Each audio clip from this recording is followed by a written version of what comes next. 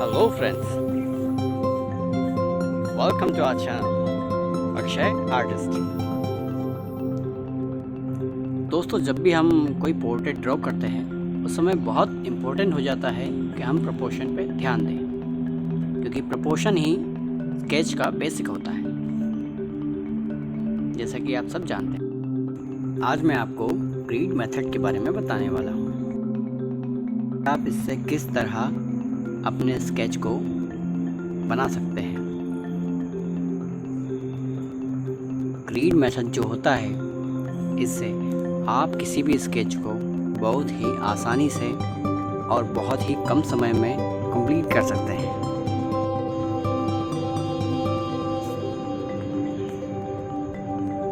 इसके लिए हमें रिक्वायरमेंट होगी ब्लैंक पेज की, रूलर की जो कि हमारी स्केल होती है, और थर्ड जो होता है वो पेंसिल और रबर।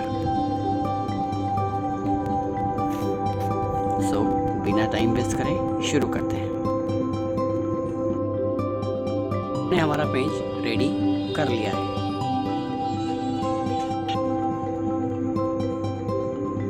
ये रहा हमारा स्केल, ट्रायंगल और पेंसिल। सो सबसे पहले हमें क्या करना है, पेज के एक बॉर्डर से एक पर्टिकुलर कोई भी मार्क लगाना है। वो आप 1 सेंटीमीटर लगा सकते हो या 2 सेंटीमीटर लगा सकते हो। तो मैंने यहाँ पर 1 सेंटीमीटर लगाया है और पेज के दूसरे साइड भी मैंने 1 सेंटीमीटर पे निशान लगा लिया है।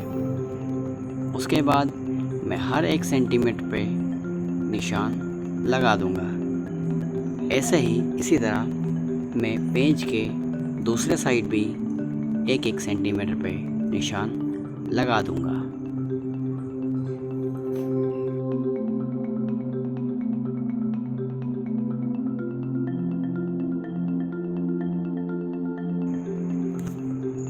इसी तरह हमें पेज के हॉरिजॉन्टल साइड भी निशान लगाना पड़ेगा। मैंने इसमें बॉर्डर के लिए 2 सेंटीमीटर पे निशान लगाया है। हॉरिजॉन्टल और वर्टिकल लाइन से ही हमारा ग्रिड बनके तैयार होता है। तो इसी तरह हमने एक हॉरिजॉन्टल लाइन खींच ली है। अब हमें पता करना पड़ेगा कि हमारे कितने कॉलम हैं। मैंने कॉलम के निशान A, B, C, D, E, F से डिनोट किए हैं। आफ्टर दैट हमें हमारे पेज पर हर एक कॉलम के लिए एक मार्क ड्रॉ कर लेना है। पेंसिल और रूलर की मदद से मार्क किए हुए निशानों पर हमें कॉलम और रो ड्रॉ कर लेना है। और याद रहे, आपकी जो भी कॉलम और रो रहेंगे उन्हें आपको प्रॉपर उन्हीं मार्क से मिलाना है जो उनके सामने आपने मार्क किए हैं। हमें कॉलम और रो को डिनोट करने के लिए अल्फ़ाबेट या नंबर्स का यूज़ कर सकते हैं। इसके बाद हमारा स्केच शुरू होता है। सबसे पहले हमने B2 से स्टार्ट किया है, उसके कॉर्नर से, एंड देन जैसे जैसे अगले कॉलम्स में और रो में जहाँ पर भी ड्रॉ हुआ है उस ड्रॉ को हमें अगले कॉलम में एग्जैक्ट ड्रॉ करना है। और ये बहुत आसान हो जाता है क्योंकि हमारा पोर्ट्रेट कई हिस्सों में बँट जाता है। ज़्यादातर कमर्शियल आर्टिस्ट इसका यूज़ करते हैं क्योंकि उनको मेजरमेंट मिलाने के लिए हर एक प्रोपोर्शन को, पोर्ट्रेट के हर एक प्रोपोर्शन को मिलाने के लिए इतना समय नहीं होता है कि वो अपने कमर्शियल आर्ट को ज़्यादा समय दे पाएँ। इसकी मदद से आर्टिस्ट का समय बचता है और साथ ही साथ मेजर पोर्शन मिलाने में ज़्यादा कठिनाई नहीं होती है। मोस्टली आर्टिस्ट फ्री हैंड ही वर्क करते हैं,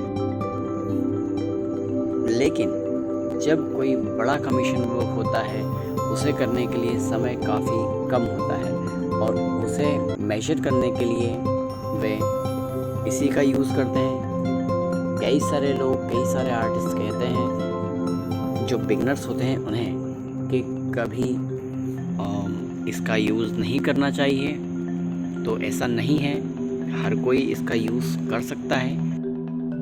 मोस्टली बिगनर्स को इसका ज़्यादा यूज़ करने को इसलिए मना किया जाता है क्योंकि प्रोपोर्शंस सीखने के लिए हमें प्रैक्टिस की ज़रूरत होती है और इसमें हमें केवल ब्लॉक्स मिलते हैं। उन ब्लॉक्स को आपको फील करना पड़ता है, हर एक कॉर्नर को हर एक सेंटर से मिलाना पड़ता है, जो कि आपके स्केच में होता है और वो बड़ी आसानी से हो जाता है। तो इसके बाद जो बिगनर होता है वो इस पर डिपेंड हो जाता है, तो वो डिपेंड होना गलत होता है, जिससे कि वो फ्री हैंड करने में उसे काफ़ी प्रॉब्लम फेस करनी पड़ती है।